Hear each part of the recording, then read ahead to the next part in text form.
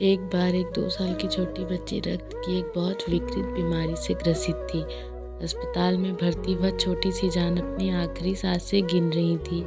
अस्पताल के लोग उसे बचाने के लिए बहुत प्रयास कर रहे थे, मगर उसकी कम नसीबी थी कि उसने ब्लड ग्रुप का रक्त कहीं भी नहीं मिल रहा था।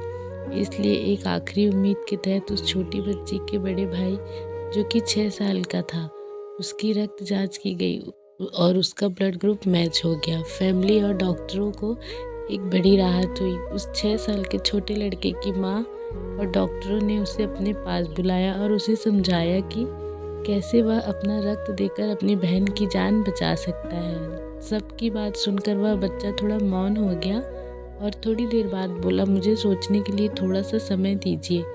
किसी को भी उस बच्चे से ऐसी प्रतिक्रिया की उम्मीद नहीं थी, मगर डॉक्टर की सलाह से उस लड़के को 1 दिन का समय दिया गया। अगले दिन वह बच्ची डॉक्टर और माँ के पास आया और बोला कि मैं बहन को रक्त देने के लिए तैयार हूँ। सभी बच्चे छोटे किसी फैसले के खुश हुए और अस्पताल का पूरा स्टाफ जितना हो सके उतना तेजी से अपने काम में लग गया। थोड़ी ही देर में लड़के को अपनी बेड पर लिटा दिया गया और उसका खून कलेक्ट करके उसकी छोटी बहन में ट्रांसफ़र किया गया। देखते ही देखते छोटी बच्ची में फिर से जैसे नई जान अंकुरित हो गई।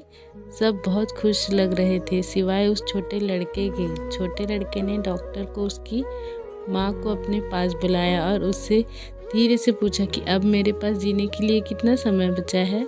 दोस्तों, आपको कुछ समझ में आया? जी हाँ, उस छोटे लड़के को ऐसा लग रहा था कि अपनी बहन को रक्त देकर वह अपनी जान उसको दे रहा है, इसलिए शायद उसने सोचने के लिए समय मांगा था। बावजूद इसके कि उसे लगा अपनी जान उसको दे रहा है, इसलिए शायद उसने सोचने के लिए समय मांगा था। बावजूद इसके कि उसे लग रहा था कि वह अपनी बहन को रक्त देकर जल्द ही मर जाएगा, उसने अपनी बहन को बचाने का फैसला लिया। इसे कहते हैं सेल्फलेस लव। दोस्तों, आपने अपने जीवन में कब किसकी मदद की थी? अगर हमारी स्टोरी अच्छी लगी हो तो प्लीज़ हमारे चैनल को लाइक, शेयर और सब्सक्राइब ज़रूर कीजिए।